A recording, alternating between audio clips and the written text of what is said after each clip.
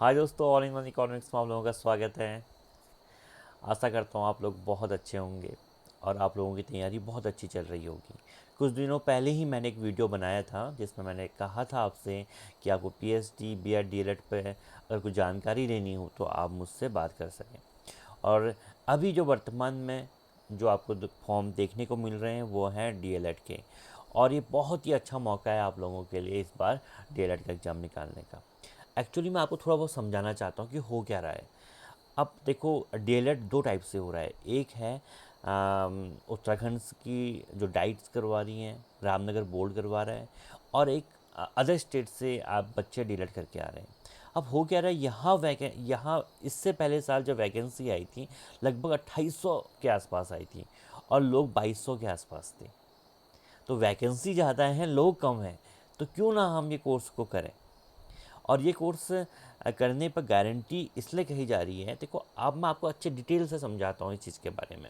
देखिए, उत्तराखंड से हम डीएलएड जब करते हैं तो यहाँ परसेंटेज कुछ अच्छी आ रही है। आपकी 90+ परसेंटेज है। आप कुछ लोगों से बात करना जिनके आए थे, हमारे टाइम पर इतनी परसेंटेज नहीं आती थी, लेकिन अब अच्छी परसेंटेज बच्चों की आ रही हैं।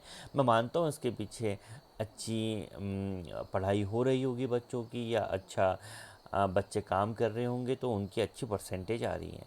और जो अदर स्टेट से बच्चे आ रहे हैं उनकी परसेंटेज लगभग 10% का अंतर आ जा रहा है। देखो, जो आप हरियाणा से करें, आप यूपी से करें, जो आपकी परसेंटेज होंगी वो 75 या 80 के बीच में होंगी। और आप उत्तराखंड से जब डीएलएड कर रहे हैं तो आपकी जो परसेंटेज है 85 to 90 के आसपास आपकी परसेंटेज आ रही है।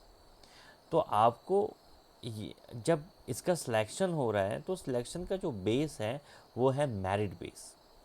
आपके टीटी और डीएलएड के जो मेरिट बनाई जाती है उस पर आपके नंबर आते हैं। तो ये फ़ायदा होता है कि अगर आप गवर्नमेंट एग्ज़ाम निकालते हैं तो आपको देखो, अच्छी एजुकेशन तो मिलेंगी क्योंकि आप अपने घर से कर रहे हैं, आप डाइट से कर रहे हैं, आपके पास खूब सारे लेक्चरर हैं और आप बहुत कुछ सीखने को मिलता है। लेकिन वर्तमान में सीखना ही सब कुछ नहीं है। हम लोग पढ़ाई जो करते हैं, मेन उद्देश्य है हमारी नौकरी प्राप्त करना, और जल्दी ही जल्दी हमें नौकरी प्राप्त करनी, क्योंकि समय निकल रहा है। आप हर साल वेट नहीं कर सकते, आपको जल्दी ही जल्द, जितना जल्दी हो आपको नौकरी लेनी होती है।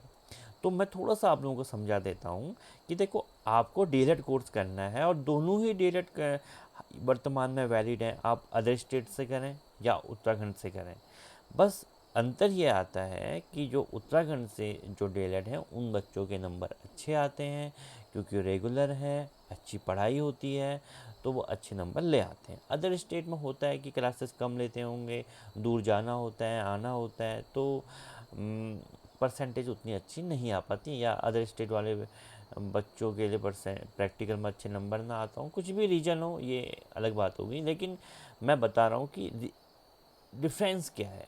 और आप यहाँ का, मैं कहता हूँ कि फॉर्म भरिए, खूब सारी तैयारी करिए।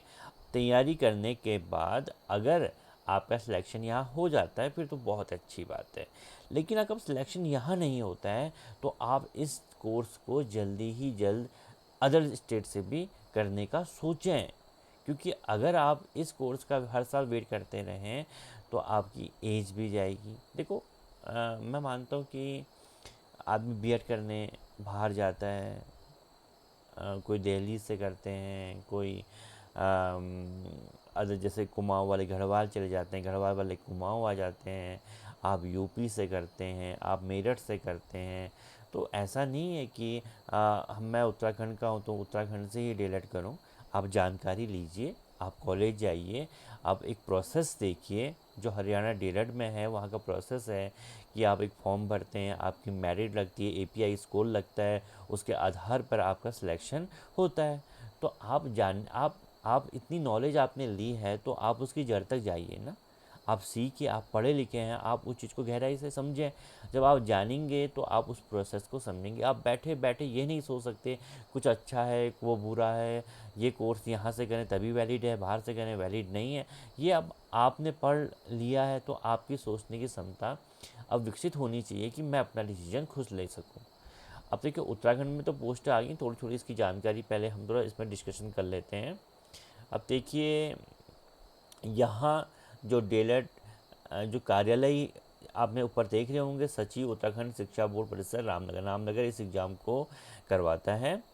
और अभी इसमें आप देखें, अब ये बेसिक जानकारी तो आप लोगों को भी पता होंगी कि भाई कब से 7 दिसंबर से आवेदन प्रारंभ हो रहे हैं और होते होते हैं, और इसकी जो आवेदन की अंतिम तिथि है 6 अक्टूबर है। और इसको देख लेते हैं थोड़ा सा। जो शुल्क है 600 रुपये, और अदर कैटेगरी के लिए 300 रुपया। ठीक है, ये तो मैं नहीं मानता कोई ऐसी जानकारी है, आप इतना तो आप भी पढ़े लेंगे, लेकिन जो जानने वाली चीज़ है, आपको एक कोर्स जल्दी करना चाहिए। अभी उत्तराखंड में स्कोप है, और स्कोप है तो आप खुद इस चीज़ को जानें, परखें। स्कैम होने की भी बहुत संभावना है, क्योंकि बहुत सारे कोचिंग सेंटर भी इस चीज़ को करवा रहे हैं।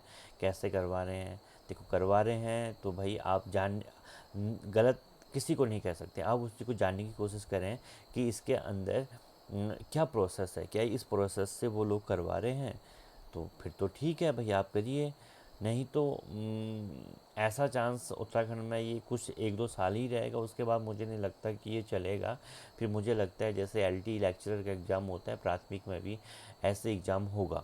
लेकिन अभी तक इससे पहला बैच और उससे पहला बैच, 2 लगातार जो बैच निकले हैं, इसमें अभ्यर्थी कम और पोस्ट ज़्यादा थी, तो इसलिए ये अभी तक पॉपुलर हो रहा है। और अगर आपको कुछ इसमें जानकारी लेनी है, कुछ सलाह लेनी है, तो मैं हूँ, मैं आप लोगों को सलाह दे सकता हूँ। मेरे पास जब भी टाइम होगा मैं आपको समय दूँगा, और सहयोग करने का मेरा मन है, और मैं आप लोगों का सहयोग करूँगा, क्योंकि जिस चीज़ को मैंने फेस किया है, मैं कभी नहीं चाहूँगा कि आप लोग उसको फेस करें। ठीक है, आज हम लोगों ने फेस किया तो हर व्यक्ति उसको फेस करके आगे जाए, ये मैं नहीं मानता हूँ। देखिए, मैंने अपना डीएलएड अपने बेस पर किया, अपनी खुद जानकारी से किया, अपना बीएड खुद जानकारी से किया, और गढ़वाल से इसलिए किया क्योंकि कुमाऊँ में एक सत्र पीछे चलता था, मैं गढ़वाल गया करने। पीएचडी में मैंने खुद अपनी लोगों से जानकारी ली, इंट्रेंस दिया, पहला इंट्रेंस यहाँ का था। तो मैं मानता हूँ कि हम जब चीज़ों को जानते हैं, समझते हैं, खुद करने की कोशिश करते हैं, तब हमें मुकाम हासिल होता है। लेकिन अब मैं मानता हूँ कि अगर आपको ज़रूरत है तो आप मुझसे पूछ सकते हैं, आप मुझे व्हाट्सअप मैसेज करें, मैं आपको टाइम बता दूंगा किस टाइम पर आपको बात करनी है। लेकिन निरंतरता जरूर लाएं, अंदर विश्वास लाएं कि हम कुछ कर सकते हैं। निष्क्रिय होना, मोबाइल हर वक्त देखना, दूसरों को देखकर अपने अंदर कमियां देखना, दूसरे की प्रगति देखकर उसके लिए ईर्ष्या करना, ये ज़िंदगी नहीं है। आप लोग सिर्फ अपने लिए सोचें कि मैं कैसे आगे बढ़ सकूं, कैसे मैं अपनी सक्सेस के लिए रास्ते निकालूं। व्यवहारिक तौर पे बातें करके व्यवहारिक जीवन जी के ज़िंदगी नहीं कटती। भी प्रैक्टिकल, आपको प्रैक्टिकल होना पड़ेगा, चीज़ों को सही से समझना पड़ेगा, सोचना पड़ेगा कि मेरे लिए क्या है, मेरे पास कितना समय है, इस समय में मैं कैसे अपने लक्ष्य को प्राप्त कर सकूं। एक निश्चित समय होता है भाई, हम 21 से एग्ज़ाम की तैयारी कर रहे हैं, तो हम कब तक इस एग्ज़ाम की तैयारी करेंगे? आप ये सोचिए ना। 30 साल यहाँ शायद एज का है। अब हमें 30 साल में ये डिलीट कर रहे हैं, तो आने वाले किस टाइम तक हमने ये क्रैक करना है? आदमी तैयारी करते करते कब वक्त निकल जाता है हमें पता नहीं चलता है। मैं मानता हूँ कि यार हमारे अंदर ईश्वर की, मतलब मैं मानता हूँ आशीर्वाद है कि हमने तो भाई ऐसे कभी फेस नहीं देखे, हमने तो 2-3 महीने की भी बेरोज़गारी नहीं देखी। लेकिन जिन लोगों को मैं देखता हूँ, अपने साथ वालों को देखता हूँ, किस कष्ट से वो आगे निकल मतलब जूझ रहे होते, मुझे बहुत बुरा लगता है। मेरा नेचर है कि मैं लोगों की हेल्प कर सकूं, सभी को सहयोग कर सकूं, मैं ये चाहता हूं। मैंने अपना चैनल जो बनाया था 3-4 साल पहले भी इसलिए बनाया था कि मैं 25% की वृद्धि कर सकूं। मैंने बहुत दिन रात एक किया। आप मेरे वीडियो देखो, मैंने कितना काम किया था, लेकिन नहीं हो पाया। आज के टाइम में मुझे लगता है कि यार हम लोग कुछ, हमारे पास जानकारी होने के बाद भी हम लोगों के लिए कुछ ना कर पाएँ, तो ये हमारे लिए सही नहीं है। कुछ एक लोगों का भी भला हो, मैं तो ये चाहता हूँ। तो ठीक है, आप इस चैनल को सब्सक्राइब करें, अच्छा लगे तो अपनी बातें रखें, कमेंट करें। मिलते हैं नेक्स्ट वीडियो में, जब भी मुझे टाइम होगा मैं आप लोगों के लिए वीडियो बनाऊँगा। बाय। तैयारी करें, अंदर जोश लाएं, अच्छे लोगों की संगति करें, और सक्सेस होकर देश का और राज्य का नाम रोशन करें। Thank you so much.